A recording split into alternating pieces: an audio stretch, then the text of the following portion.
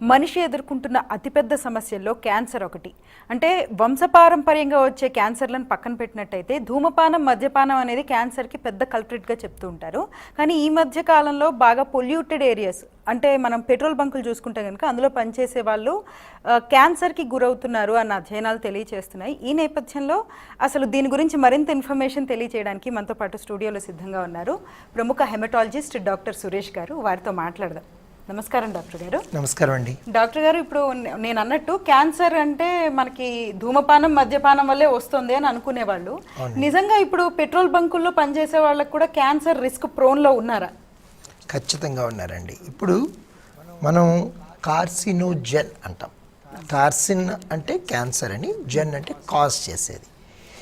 ఏవేవి క్యాన్సర్ కారకాలో వీటి మీద లోతైన అధ్యయనం అన్నది ప్రపంచ ఆరోగ్య సంస్థ WHO చేస్తూ ఉంటుంది, పీరియాడికల్గా చేస్తుంది.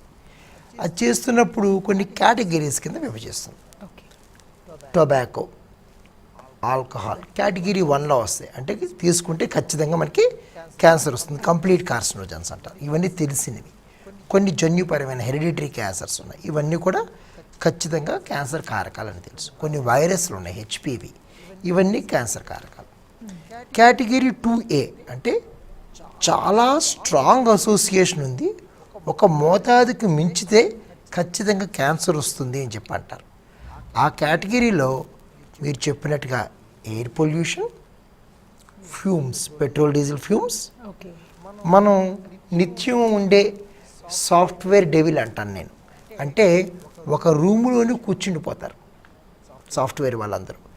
ఏసీ ఎఫిషియన్సీ పెంచడం కోసం అదే ఎయిర్ని మాటికి సర్క్యులేట్ చేస్తుంది, బయట నుంచి ఎయిర్ని తీసుకోదు. అప్పుడు రాడాన్ అని చెప్పిన న్యాచురల్లీ రేడియో యాక్టివ్ ఎలిమెంట్ అన్నది 3 నుంచి 30 రెట్లు ఎక్కువ కాన్సన్ట్రేట్ అవుతుంది. దానివల్ల నాన్ స్మోకర్స్కి, వేరే ఏ రకమైనటువంటి రిస్క్ లేని వాళ్ళకి కూడా ఊపిరితిత్తుల క్యాన్సర్ వస్తుంది. అంటే just by staying in the same closed environment, ఈ మాల్స్లో పనిచేసే వాళ్ళకి. సో ఇప్పుడు క్యాన్సర్ కారకాలు అన్నవి ట్రెడిషనల్ స్మోకింగ్, ఆల్కహాల్ నుంచి స్లోగా ఎందుకు వస్తుందా అన్న వాటిల్లో ఈ petrol and diesel fumes, air pollution, staying in closed environment. ఇప్పుడు లంగ్ క్యాన్సర్లో దట్ ఈస్ నెంబర్ 3 అండి. సో 1 మనకి స్మోకింగ్ అయితే, 2 అండ్ 3లో staying in the closed room with a radon అన్నది న్యాచురల్లీ హ్యాపెనింగ్. అంటే మన బయట నుంచి రాదు, రేడియేషన్ ఎయిర్లోనే ఉంటుంది అన్నమాట. అది కాన్సన్ట్రేట్ అవుతుంది, అదే ఎయిర్ తిరిగి మాటికి సర్క్యులేట్ అవ్వడం వల్ల. And air pollution are the top reasons. Top 5లో 2 మనకి రోజు మనం ఎక్స్పోజ్ అవుతున్నాం. కాబట్టి ఏమవుతుందన్నది కాపాడాలి. ఓకే, సో కేటగిరీస్ ఉన్నాయా సార్ ఇట్లాగా క్యాన్సర్ కాజింగ్ ఏజెంట్స్ అని చెప్పి? ఇట్లా ఏంటి ఆ కేటగిరీస్ ఒకసారి ఎక్స్ప్లెయిన్ చేస్తాను. ఈ ప్రపంచ ఆరోగ్య సంస్థ అన్నారు కదా, WHO అన్నా కదా, అవి కొన్ని ఎపిడమిలాజికల్ స్టడీస్ అంటే ఏంటి, జనాల్లోకి వెళ్ళి ఆ ఎక్స్పోజర్ అంటే ఇది కాజ్, ఇది ఎక్స్పోజ్ అయ్యింది, ఇది కారకం, ఒక సైంటిఫిక్ లాజిక్ ఉన్న వాటన్నిటిని పరీక్షలు చేసి వేటి వల్ల క్యాన్సర్లు వస్తున్నాయి. ఒక చిన్న ఉదాహరణ చెప్తాను. చైనా ఉంది, చైనాలో స్టమక్ క్యాన్సర్లు ఎక్కువ. వాళ్ళు పూర్తిగా అధ్యయనం చేశారు ఎందుకు వచ్చింది అని. వాళ్ళు స్మోక్డ్ ఫుడ్ తింటారు, అంటే మనం బార్బిక్యూ అంటాం కదా, అవి తినడం వల్ల వాళ్ళకి స్టమక్ క్యాన్సర్ ఎక్కువ వచ్చిందని చెప్పని అసోసియేషన్.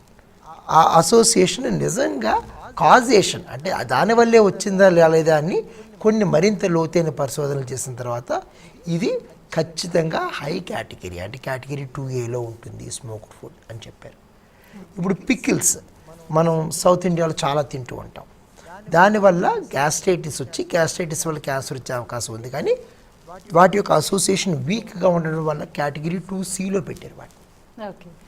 కాఫీ అంటే మనం ఈ దైనందిన జీవితంలో చూసుకునే ఏ పర్టికులర్ థింగ్ అయినా మనకు అనుమానం ఉన్నప్పుడు WHO వెబ్సైట్లోకి వెళ్ళి మన ఈ మెటీరియల్ అన్నది వాళ్ళ క్యాన్సర్ కాజింగ్ లిస్ట్లో ఉందా లేదా తెలుసుకుంటే అది మనకి కేటగిరీ 2B అండ్ డౌన్, కంగారు పడక్కర్లేదు, సేఫ్. కేటగిరీ 1, 2A చాలా జాగ్రత్త పడాలి, ఆందోళన పడాల్సిన విషయం అది.